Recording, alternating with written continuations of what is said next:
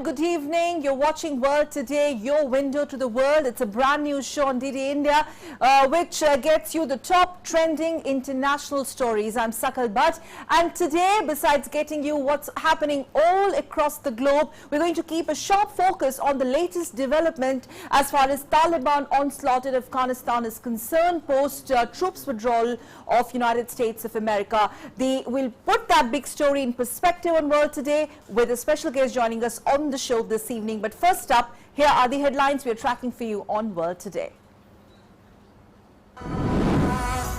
Afghanistan crisis continues. Rockets hit Afghan capital Kabul, lands near the presidential palace during prayers for Eid al-Adha. Security situation in Afghanistan is extremely unstable. Department of State warns US citizens against travel to Afghanistan.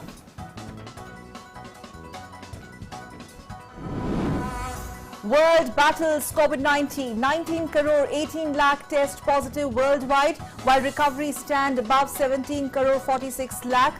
Virus has so far claimed over 41 lakh 15,000 lives globally. US continues to remain worst affected by the disease.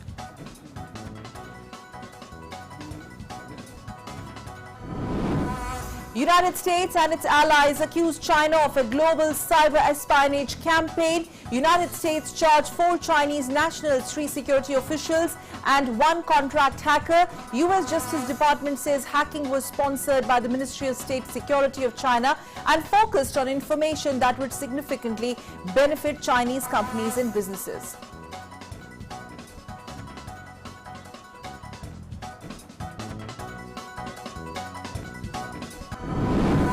In Iraq, an explosion claims 28 lives, dozen wounded in a crowded market. Islamic State group claims responsibility, saying one of its members detonated an explosive vest.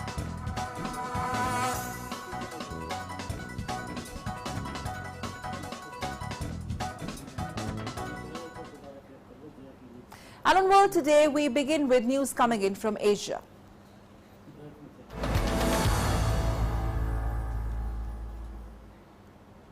Well, the latest in Afghanistan. Rockets landed near Kabul presidential palace during Eid prayers in yet another offensive launched by Taliban reportedly. 3 rockets hit near Afghanistan presidential palace ahead of Eid al-Adha celebrations. However, as reports last came in, there were no injuries reported and the rockets reportedly landed outside the heavily fortified palace grounds. According to Afghanistan spokesman for Interior Ministry, that is their home ministry. Now, no group has claimed responsibility for this rocket attack, which seemed to be more intended to unnerve than to damage. The palace, remember, is in the middle of a so-called green zone that is fortified with giant cement blast walls and barbed wires, and streets near the palace have been closed off, according to the latest reports coming in. And the barrage comes as the US and NATO complete their final withdrawal from Afghanistan, which has unnerved Afghanistan's uncertainty whether their war-ravaged country will fall deeper into the chaos and violence, or perhaps some sort of stability will return. The withdrawal is more than 95% complete, and the final US soldiers will be gone by August 31st, as per some reports. Here is a detailed report.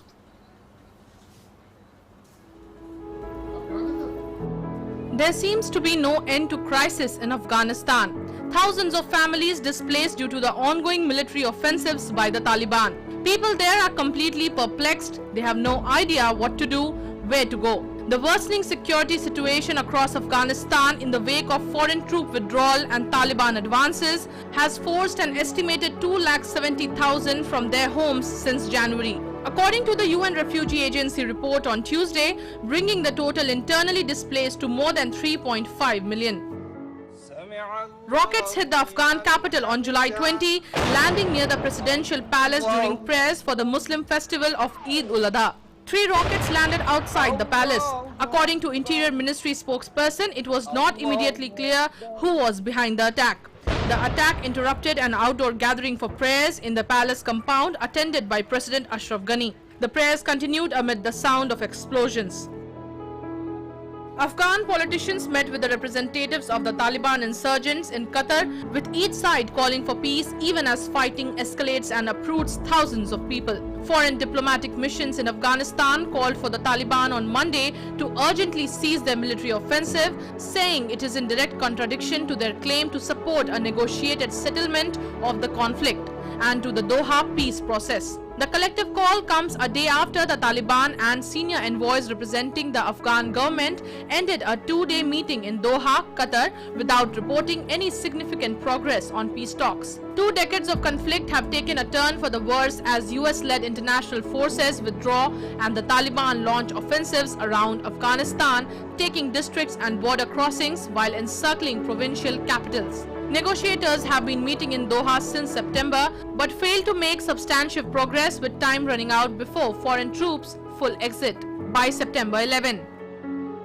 US welcomed talks between Afghanistan and Taliban in Doha. The United States welcomes the talks held on July 17th and 18th between senior leaders of the Islamic Republic of Afghanistan and the Taliban in Doha, and the commitment the two sides have declared to accelerate negotiations towards an inclusive political settlement.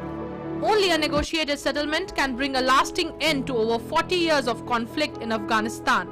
In the statement, the US urged the Taliban to uphold the commitment in the joint declaration to protect Afghanistan's infrastructure, protect civilians, and cooperate on humanitarian assistance. The United States commends the leadership of the state of Qatar in bringing the parties together, as well as the United Nations for the essential role it is playing. We remain committed to working alongside the international community and Afghanistan's neighbors in advancing the Afghanistan peace process and supporting the people of Afghanistan in achieving the just and lasting peace they deserve.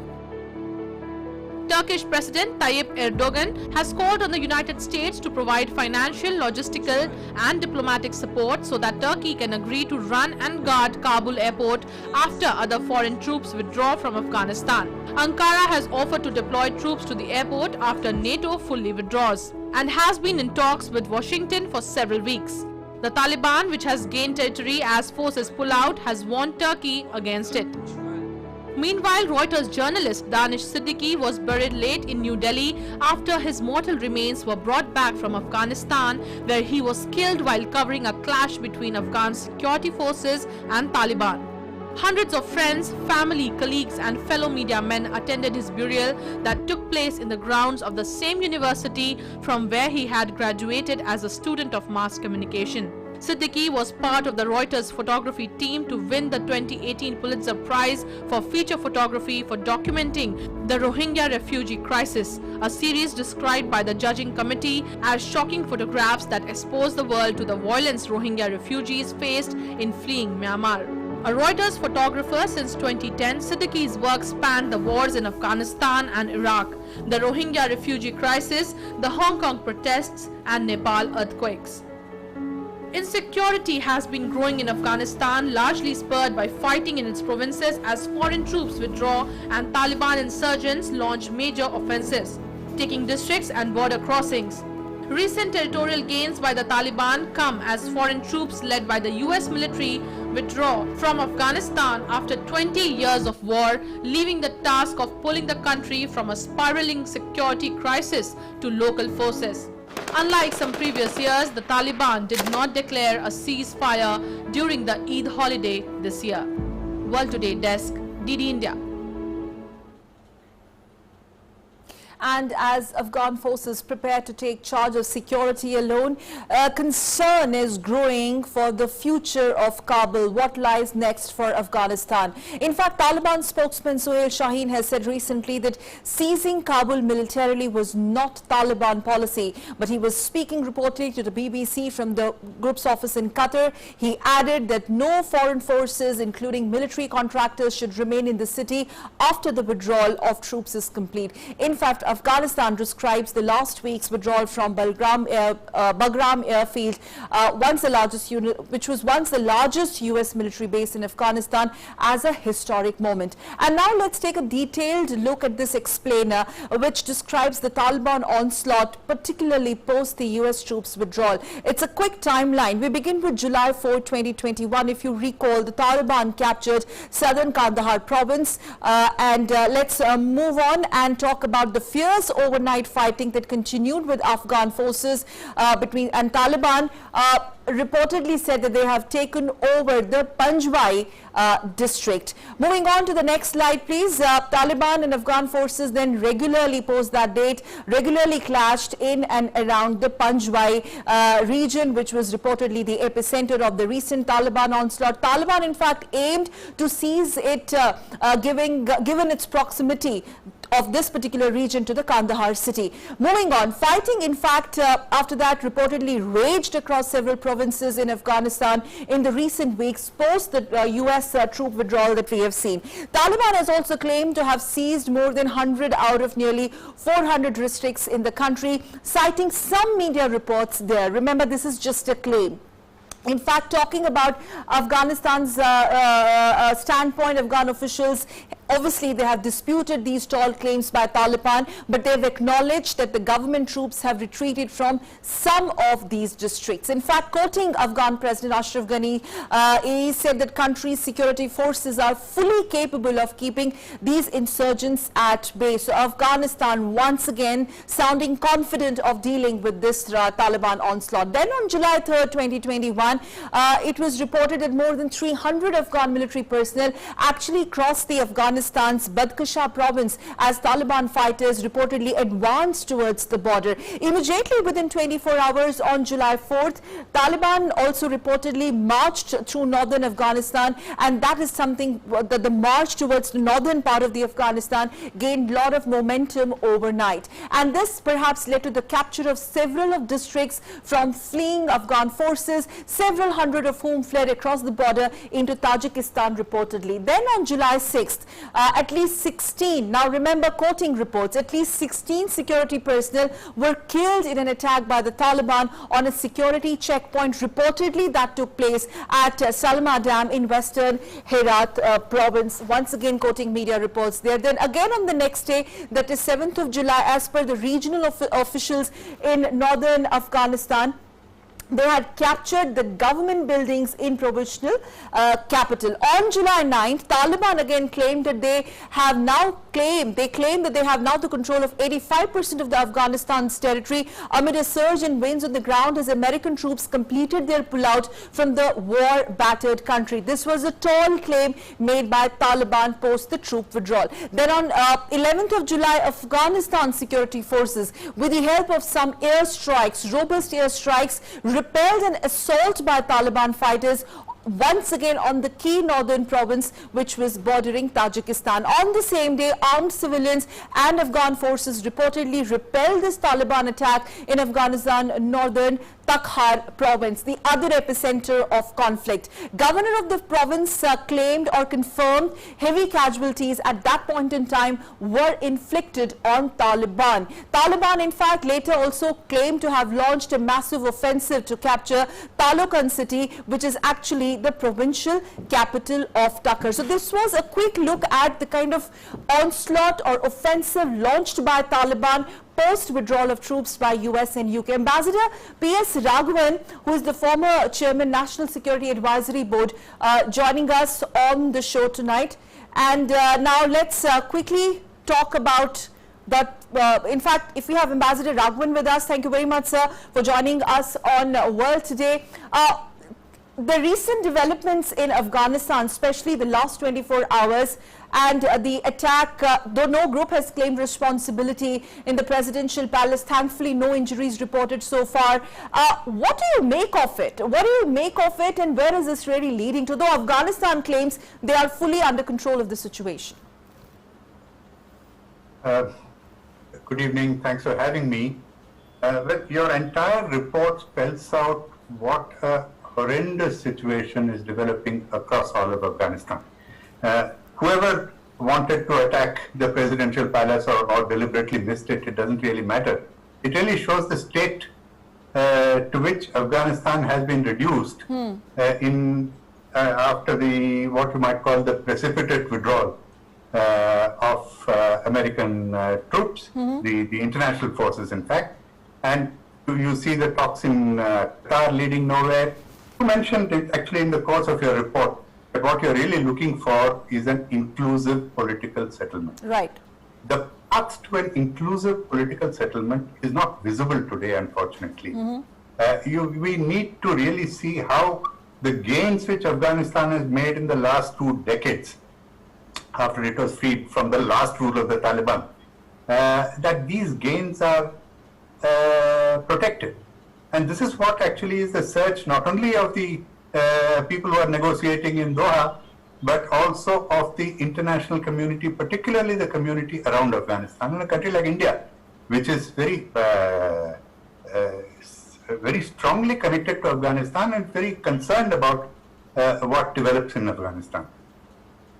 Right. So, very quickly, was this troop withdrawal well timed in that case? Because if you remember, when this announcement was made, Ambassador, President Biden sounded very confident of Afghanistan, and Afghanistan itself, the ruling dispensation, are trying to send across the message that they are in grip of situation.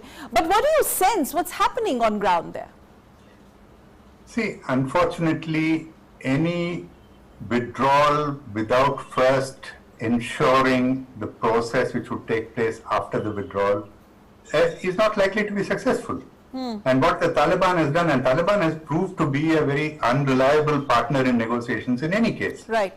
And this has been seen over the history of efforts to, after all, this is not the first time that they're trying to engage with them. This is a process that the Americans have been at since 2017. And in the process, drawing in the Russians and the Chinese and the Pakistanis in the effort to bring the Taliban to the negotiating table. But once you have actually announced a departure date, and then you have actually preponed that departure date. What was the hurry? But look, from an American perspective, the hurry actually was that they thought that they had nothing to gain and a lot to lose by being stuck in what they called America's forever war. Okay. And the effort really was to try to wrap it up. And at some point of time, President Biden made the political decision that the costs of remaining in the war were not commensurate with the gains that they expected to get in the foreseeable future. So that is a political judgment that the Americans made. But it is for us now, the countries in the region, to pick up the pieces and to see how best we can deal with it and how best we can help Afghanistan towards what you call an inclusive political settlement, and trying to see that the gains of the last 20 years are preserved. And from an Indian perspective, to see that, you know, the way in which Afghanistan became an arming and training ground for terrorists in the 1990s, when the Taliban was last there, which affected, of course, its neighborhood, including India and Jammu and Kashmir. We need to ensure and we need to work towards seeing that this does not happen again. Well, India has always advocated Afghan-led peace process, Afghan-led reconciliation, Afghan-led military and all of that. But the timings of it, Ambassador Raghavan, do you think this has done more harm? Because you're talking about getting back those gains, but I think Afghanistan, and you would agree, in the last few weeks post-troops withdrawal has gone through one of its worst phases in conflict if you look at the loss of lives there. You see, to be frank, this slogan of Afghan-led, Afghan-owned process has been much misused in the recent years. When you looked at the whole what the US, Russia, China, Pakistan, they call themselves the extended Troika, what were they trying to do over the last many years in the name of Afghan-led and Afghan-owned process? They were actually working to see how to bring Taliban to the negotiating table, in large measure without reference to the Afghan government, and choosing elements of Afghan society whom they would associate in this. So a truly Afghan-led and Afghan-owned process is what you need It has not happened. No, but Afghanistan calling it, Ambassador Raghavan, a historic moment, withdrawal of troops, and then US issuing a detailed advisory / statement for its diplomatic mission. What does it do to the confidence of the Afghanis, the confidence of the US diplomatic missions, and the conflict that is impacting the civilians, and it has been impacting Afghan population since more than 2 decades, as you rightly pointed out? No, and you see now how it is impacting on the civilian population in the country. You can keep arguing how much of the territory the Taliban has captured, but you can also see horrific images of what they're doing with the territories where they're captured. Right. How they're dealing with the women there, how they're actually killing Afghan soldiers who have surrendered in cold blood. So you can see what is happening. It is destroying the whole structure of society, and it's a process that has to be stopped. And really, I do not see, and I don't think any country sees, an immediate solution to stopping the violence. Okay. And having said that, a quick take on before troop withdrawal and post troop withdrawal in terms of the situation on ground. What exactly do you mean by that I question? mean to ask, sir, the situation on ground before United States decided to withdraw its troops and post troop withdrawal, the kind of aggressive onslaught, Taliban trying to more and more escalate these attacks and show its presence. Do you think this has damaged or harmed Afghanistan more? This could have been more strategically planned by US. Look, I think it also harms the Taliban in its effort to govern Afghanistan in the future. It is actually disrupting its own acceptance among the Afghan population. If you talk about what happened before the troop withdrawal, you see the last 20 years saw an enormous development in Afghan society. Right. Afghanistan today is not the Afghanistan which was when the Taliban were ruling over it in the 1990s. I mean, today you have 3/4 of the population is below the age of 30. You have technological development, you have economic development across the country, you have, the social media, the internet penetration in that country is so great. So today, Afghanistan is a society, it's a vibrant society, which is looking to join the world, to join the modern world. It is not really ready to be taken back into some obscurantist philosophy that the Taliban would like to impose on it.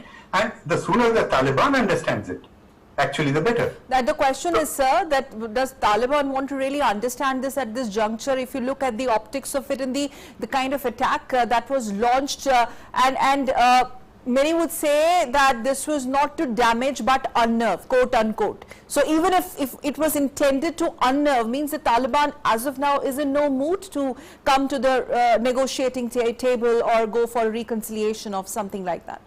But you can say that, you can say definitely that the objective was to unnerve, the objective was to disrupt, but the objective also may be to get a better position at the negotiating table. Okay. To get something more of the loaves of power. The point really is that, when you move from an insurgent into a government, you then recognize that you have to govern a country which is different from the country that you were governing before. So the economic progress of that country becomes very important. Carrying the population along with you in some form or the other is very important. So you can only hope, and this is a process that the international community has to help to make sure that the Taliban, in whatever form it comes to power, in whatever structure, whatever coalition structure or a power sharing arrangement that it comes to, sufficient pressure is kept on it, and that is where even though the Americans have departed, they can apply pressure on the government in Afghanistan, the Taliban inclusive government in Afghanistan, if it takes place, in order to make sure that it is more responsive to the aspirations of its population, aspirations that have been built up over the last 20 years and cannot go away. You cannot push that genie back into the bottle.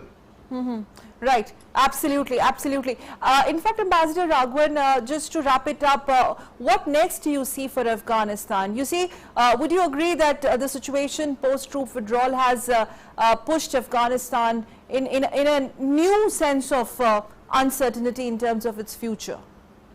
No, most certainly it has pushed Afghanistan into a situation of uncertainty. But we hope that the government of Afghanistan has talked about being confident of pushing back the Taliban. The government of Afghanistan also understands that there is no ultimate military solution to the problem.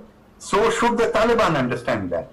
And if this understanding can be kind of sufficient persuasion brought to bear by all those who have an influence on the Taliban to moderate its violence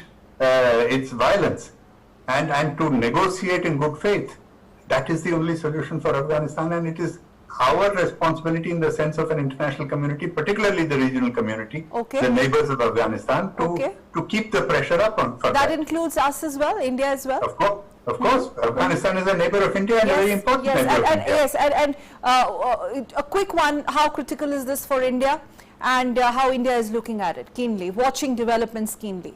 No, it is very critical for India. You know, we have, besides the centuries of economic and cultural cooperation that we've had with the Afghan people, I also mentioned the strategic and security implications of Afghanistan falling into the hands of those who will support terrorists. So the objective of preventing that is a very important strategic objective of ours.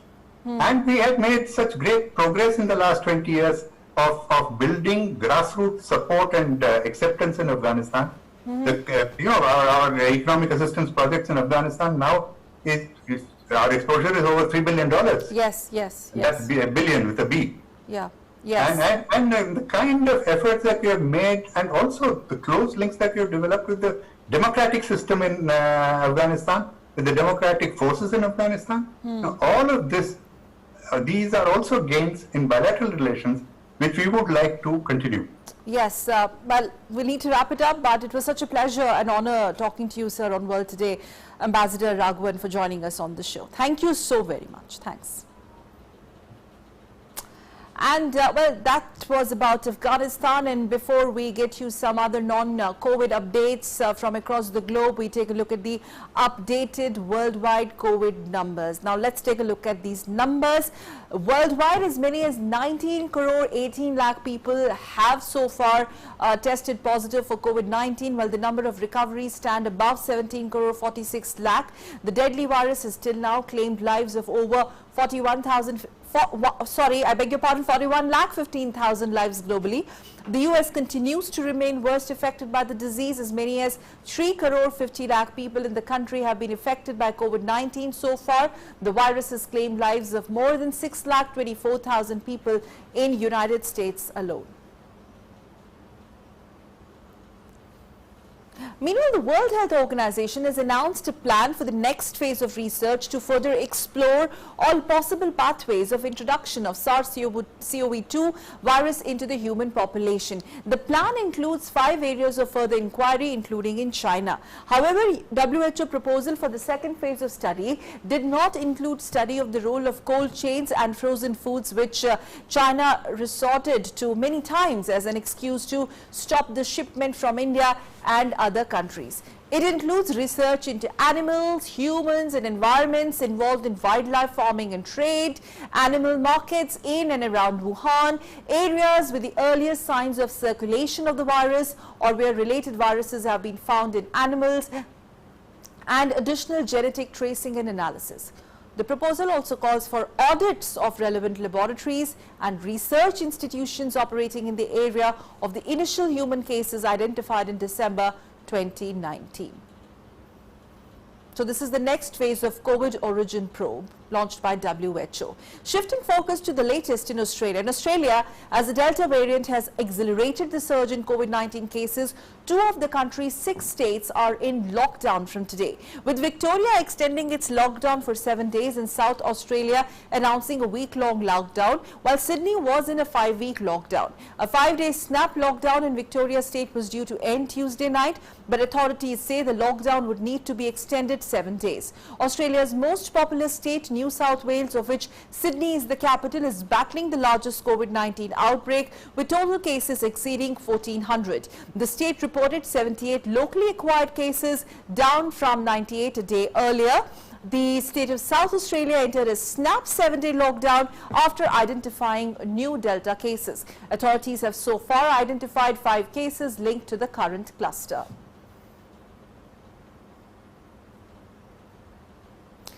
And from Australia, moving on to UK, where British Prime Minister Boris Johnson has said on Monday that he would make a proof of a double vaccination a condition of entry to nightclubs and other venues where large crowds gathered from end of September. Clubbers flocked on Monday to the first live music events without restrictions since COVID-19 pandemic began. The government reopened nightclubs and dropped almost all coronavirus measures in England in a bet that mass vaccinations will prevent another deadly wave of COVID-19. In fact, Britain recently ended, that's Monday, more than a year of COVID-19 lockdown restrictions in England. Although Boris Johnson's Freedom Day was marred by surging infections, warnings of supermarket shortages and his own forced self-isolation. Britain, in fact, has the 7th largest death toll in the world and is forecast to soon have more new infections each day than it did at the height of the second wave of the virus earlier this year. I don't want to have to close nightclubs again, as they have elsewhere. But it does mean nightclubs need to do the socially responsible thing and make use of the NHS COVID pass, which shows proof of vaccination, a recent negative test, or natural immunity as a means of entry.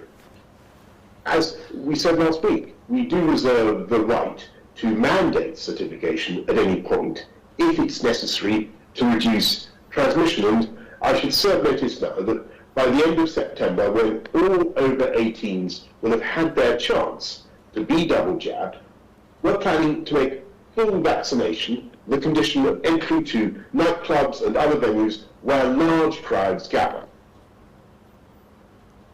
And Britain has decided against giving mass COVID-19 vaccinations to children. According to the British government, vaccines would only be offered in certain situations, such as when young people have underlying health conditions. Compared with adults, children are much less likely to develop severe illness following infection with coronavirus. However, the majority of British parents in a survey this month said that they favoured giving their children a vaccine if offered. Children with severe neurodisabilities, that's Down syndrome or immunosuppression, and profound multiple learning disorders or disabilities will be eligible for the vaccine. In new guidance from the Joint Committee on Vaccination and Immunization, the government says fewer than 30 children with the virus died in the UK up to March this year. Britain's decision is at odds with those taken in countries such as US, where children over the age of 12 are being vaccinated. Well, that was all about Britain. Now let's shift focus to Europe. The French government is going ahead with its new plan to fight new COVID-19 infections and relieve the pressure that could again submerge hospitals. The measures, which include requiring a health pass in a wide array of venues from the start of August and making vaccination mandatory for health workers, will still account for some of the toughest in Europe. The health pass provides proof that a person has been vaccinated against COVID-19, has recently had a negative coronavirus test, or has newly recovered from the virus. The pass will be required from early August for customers in venues including cinemas, bars, restaurants, hospitals and long-distance trains and planes, in a move which triggered protest at the weekend. Staff at the venues will have to use it from August 30th. Cuba, which kept coronavirus infections low last year, now has the highest rate of contagion per capita in Latin America. That has strained its healthcare sector and helped stoke rare protests that have roiled the communist-run island. Many Cubans have aimed their anger at their own government's handling of the economy and the pandemic. The Caribbean nation of 11 million people reported nearly 4,000 confirmed cases per million residents over the last week, 9 times more than the world average and more than any other country in the Americas. Cuba's handling of the pandemic was one of the issues that propelled thousands to take to the streets nationwide on July 11th in unprecedented anti-government demonstrations in a country where public spaces are tightly controlled. Demonstrators also protested shortages of food and medicine and curbs on civil liberties. And news from Ethiopia. First shipment of vaccine, part of 80 billion doses donated globally by the United States, arrived in Ethiopia on Monday as a number of African countries grapple with the third wave of infections. Flora Bradley, well, hundreds of thousands of vaccines touched down in Ethiopia on Monday, and it's among the first African countries, others being Burkina Faso and Djibouti. In total, 25 million shots are destined for 49 African nations under the plan announced by President Joe Biden last month. And they are coming at a crucial juncture with a number of continent's countries facing a third wave of infection. On Thursday, the World Health Organization said only 18 million out of 1.3 billion people in Africa had been inoculated, and that the continent had essentially paused its rollout of vaccines because of supply problems. Some news coming in from Haiti. Haiti has begun vaccinating its citizens in its capital Port-au-Prince, days after received 500,000 doses of COVID-19 vaccines donated by the United States government through the COVAX vaccine distribution scheme. Officials maintain frontline health workers would be the first to be vaccinated, followed by the elderly and other high-risk groups. Haiti was one of the few countries in the world that had not yet begun vaccination against COVID-19. However, some private companies have distributed doses amongst their employees. Last week, Haiti received a vaccine batch that was part of the U.S. pledge to donate some 12 million vaccine doses to countries in the Caribbean and Latin America. The vaccination drive comes amid a crisis following the assassination of President Jovenel Moise on July 7th. Shifting focus to Iran. Iranians facing a shortage of COVID-19 vaccines at home are traveling to neighboring Armenia as tourists in growing numbers to get inoculated there for free, according to data from Armenia's tourism board. Armenia has approved 3 vaccines against COVID-19 and initially offered all of them free to foreign visitors. The Armenian Tourism Committee said more than 8,500 Iranian citizens had visited in June, up from 5,000 a month earlier.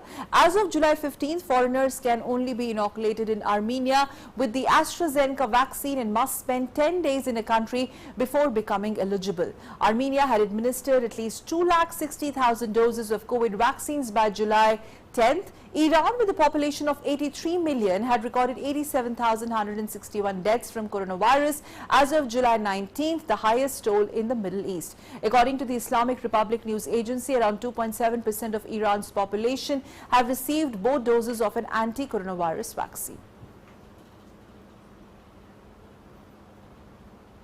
More global news coming in. Meanwhile, thousands of residents of La Paz, that's Bolivia's capital, received their first doses of COVID-19 vaccinations as the country tries to step up immunizations to protect its residents. La Paz's local government deployed 12 vaccination centers in the city on Sunday, intending to immune at least 70% of the region's population. Bolivia's government has sought to step up its immunization program. So far, the Andean country has administered 3.12 million doses, of which 2 to 3 million have received only the first shot, and 796,000 plus have received both doses.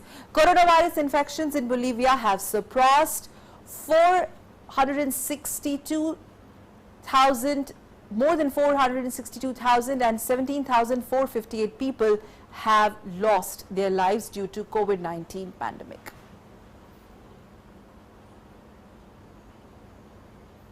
Nepal has rolled out Johnson & Johnson's single-shot vaccine on Monday, starting with the more vulnerable population. The U.S. donated about 1.5 million vaccines to Nepal earlier this month through COVAX, an international vaccine sharing scheme. Vulnerable population between the age of 50 and 54 years, that includes differently abled people, refugees and sanitation workers, are being inoculated in Nepal with the single-shot vaccine from 19th to 21st July. The J&J vaccine is the third one to be approved for inoculation in the country after AstraZeneca's Covishield and Chinese Verocell.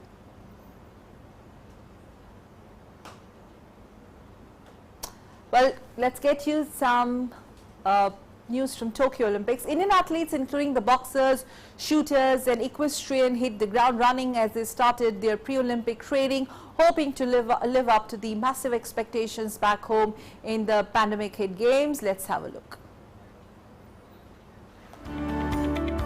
3 days to go for Tokyo 2020 Olympics, and our Indian athletes are dropping the sweat in pre-training sessions. Indian athletes, including the boxers and shooters, hit the ground running as they started their pre-Olympic training, hoping to live up to massive expectations in the pandemic-hit games, with the boxing competition getting underway on July 24th at the Ryogoku Kokugikan. The Indian pugilists, both men and women, sweated it out in their first training session a day after landing for the Tokyo Olympic Games, beginning on July 23rd. An unprecedented 9 Indian boxers will be taking the ring at the Tokyo Olympics, conscious of the fact that medal expectations from them are at an all-time high. Fuad Mirza, the first Indian equestrian to qualify for the Olympics in 2 decades, is seen practicing in one of his training sessions in Germany. Fuad had sealed India's lone equestrian Olympic berth. The Bengaluru rider has chosen the Jara 4 as his equine partner for the Olympics. Shuttlers PV Sindhu and Sai Praneeth hit the court running, and they trained alongside coach Park Tae-sang in their training session at Tokyo Olympic Games Village. Sindhu has been selected in Group J of women's singles, and she has been seeded 6th. Sindhu will lock horns with Hong Kong's Cheonggang Yi and Israel's Ksenia Polikarpova on the league stage. Sports Desk, DD India. And now let's see what else is making headlines across the globe in our next segment, News at Glance.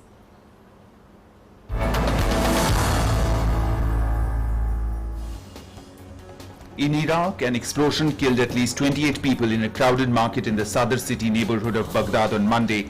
More than 50 people were wounded. The device exploded in a market in the northern Sadr city area as families prepared for the Islamic festival of Eid al-Adha. Islamic State group has claimed responsibility, saying one of its members detonated an explosive vest. The death toll is likely to rise as some of the wounded were in critical condition. Iraq's security media cell said an investigation has been launched. It was the deadliest bombing in Baghdad in 6 months. A federal judge on Monday dealt an 8-month prison sentence to Paul Hodgkins for the Florida man's role in the January 6th US Capitol attack. This makes him the first among more than 500 people facing criminal charges in the riot to be incarcerated. Hodgkins pleaded guilty on June 2nd to one felony count of obstruction of an official proceeding as Congress was in the process of formally certifying Joe Biden's election last November as US President, when supporters of then-President Donald Trump rampaged through the building. Till date, 17 people have pleaded guilty to riot-related charges. More than 535 people have been charged with taking part in the attack. 4 Chinese nationals have been charged in a global hacking campaign aimed at dozens of companies, universities and government agencies in the United States and abroad.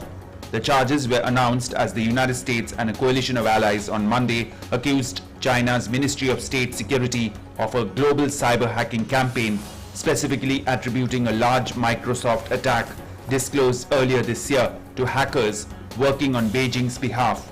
According to a Justice Department statement, the campaign targeted trade secrets in industries including aviation, defense, education, government, healthcare, biopharmaceutical, and maritime industries. US President Joe Biden reaffirmed his support for King Abdullah of Jordan on July 19th, telling him the United States will always be there for Jordan. It was the first Oval Office meeting of the new presidential administration for Abdullah, who faced down a challenge to his authority in April from his half-brother Prince Hamza. Abdullah is the first Middle East leader to visit the Biden White House, to be followed on July 26th by Iraqi Prime Minister Mustafa al-Kadhimi. US and Israeli officials are working on scheduling a meeting soon between Biden and new Israeli Prime Minister Naftali Bennett. Abdullah plays a unique role in the Middle East, seen by US officials as a moderate and pragmatic leader who can play a mediating role. A senior Biden administration official said Biden's talks with Abdullah are expected to include the way forward for Israel and the Palestinians, with Bennett having recently replaced Benjamin Netanyahu as Israeli Prime Minister. Tensions remain high in the wake of the 11-day war in May between Israel and Hamas militants in Gaza. Other topics likely to come up are the future of the Trump-era Abraham Accords, the normalization deals reached between Israel and 4 Arab states, negotiations with Iran over its nuclear program, and Syria's humanitarian crisis. World Today Desk, DD India. And after News at Glance, it's time for Beyond Headlines, where we bring you the offbeat, unique and different stories.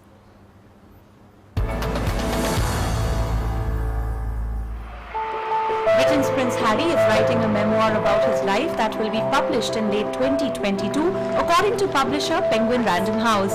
The Duke of Sussex said he hopes the memoir will be a first-hand account of my life that's accurate and wholly truthful.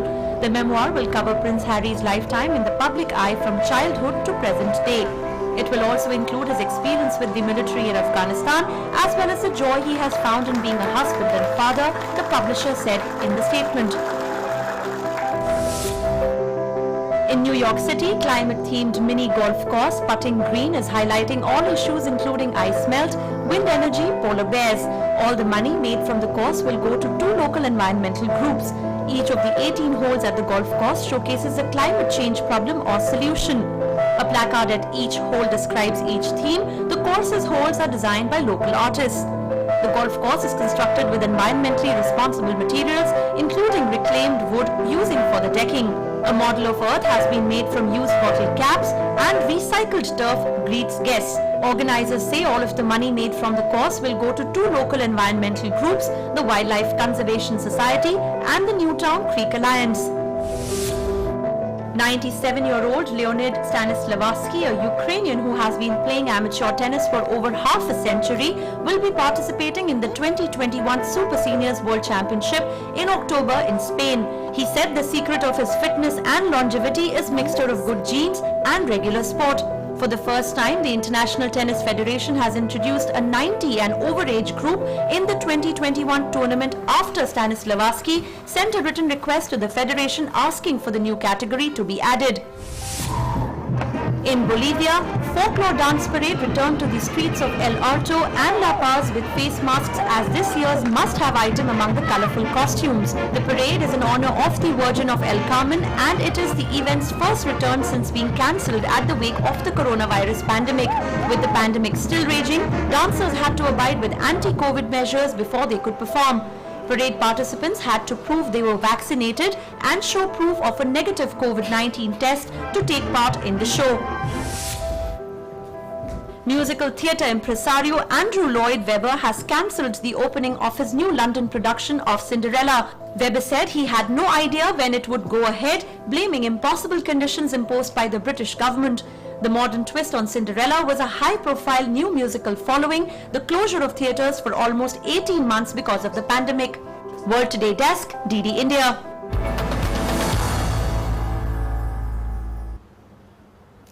Interesting stories out there. Well, now it's time to turn the pages of history and look into what happened today way back in past.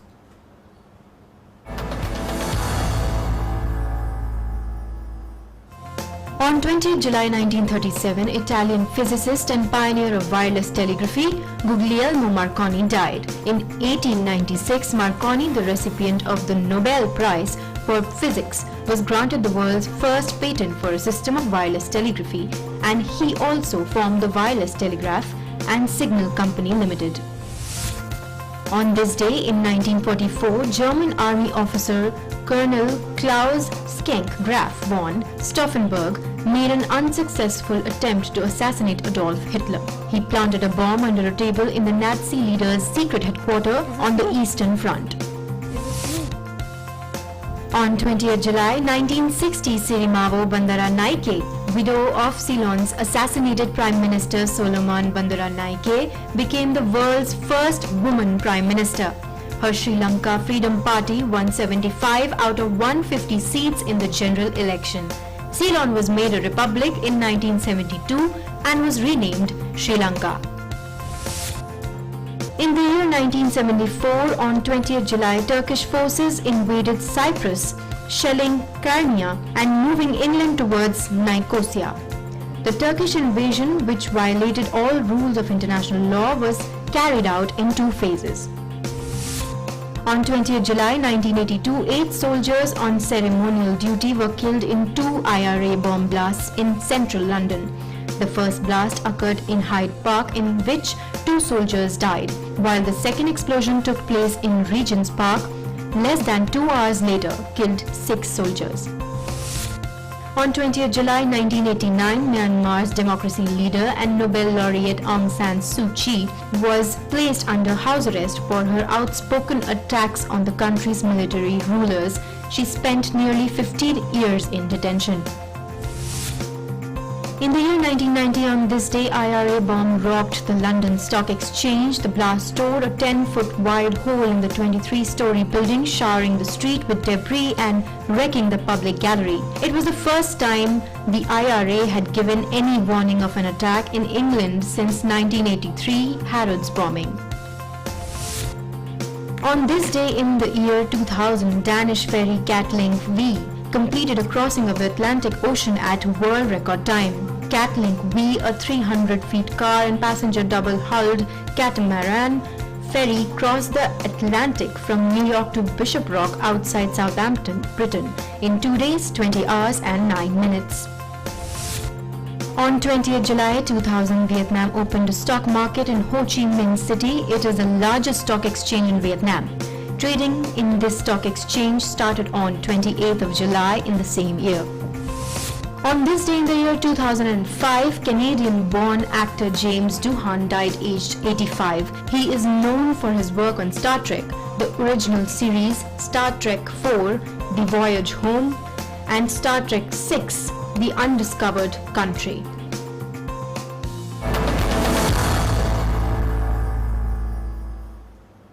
And with that, it's time to wrap up this edition of World Today, your window to the world. We'll be back tomorrow at 6. Meanwhile, from me and my entire team of World Today, take good care of yourself. Masking, frequent hand washing, social distancing. That's important. Thanks so much for tuning into DD India. Namaskar.